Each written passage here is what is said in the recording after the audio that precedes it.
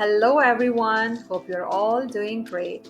Today, I'm going to tell you how to prepare for an impromptu speech. So, I brought you 5 effective methods or steps. If you follow these steps, you are going to impress the world.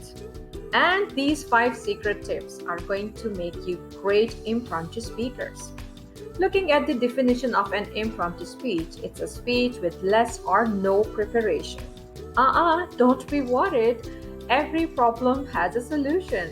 So, we are going to see these tips step by step and we will see how they are going to help us. While talking about the impromptu, we are practicing it without realizing in our daily life. When we talk to teachers, to the shopkeeper, while talking to parents, with our friends, to our family members, or even classmates. But today, the structure is a kind of different. I'm going to prepare you for a formal arrangement which would include audience, friends, teachers, or even judges. So you should know that there are 3 kinds of impromptu speeches: opinion-based, situation-based, or personal experience-based.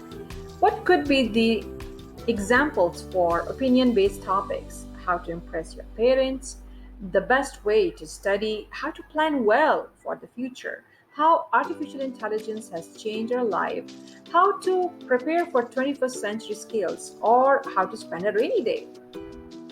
Now, the examples for the situation based topic. What if I have 1 million real? What are 3 things that I would do if I rule the world? What if I become teacher for a week? The first thing I will do after graduation. And the personal experience based topics are related to us. Things which are surprising facts about me, my favorite summer holidays and why, the book that I just recently read, or a remarkable fact about my family. Now, I think the kind of impromptu speech is very clear to all of us. It's the tip time.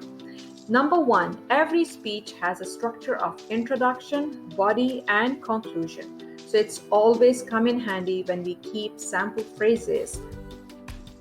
Here are some welcoming notes. First of all, let me thank you all for coming here today, or it's a pleasure to welcome you today, or I'm very delighted to see that so many of you could make it today, or it's so good to see you all here.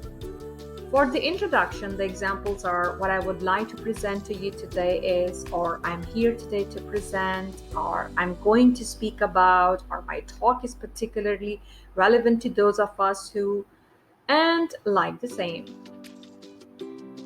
Talking about the body or structure or sequencing, you can say I divided my presentation into 3 main parts, or some other examples for first of all, or I would be looking at, or second or third. I'll begin, then I will move on. After that, this brings me to the end. So much for this point number 2, like this.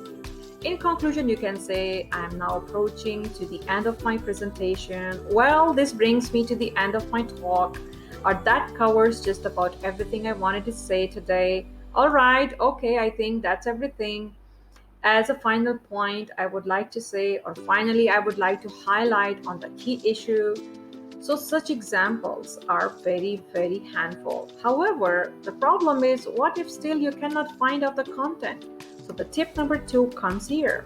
Practicing. You should know that impromptu speakers think of the content during the time when they are getting up from their seats for the speech. Quick thinking. For quick thinking, practicing is very important. How you can practice? You have to make your friends, family members sit in front of you and just talk on any random topics. I hope this is going to help.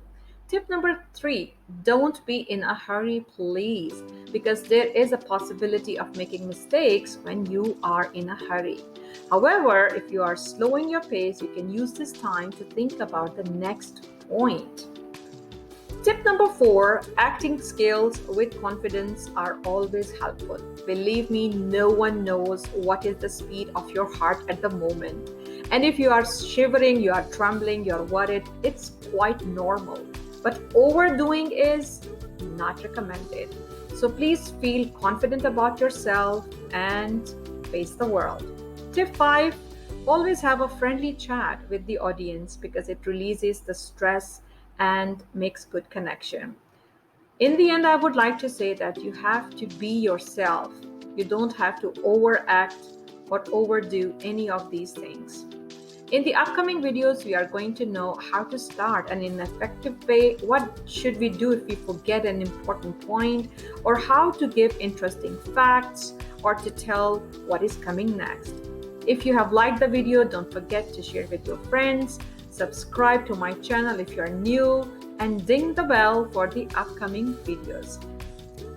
Wish you best of luck for your impromptu speeches.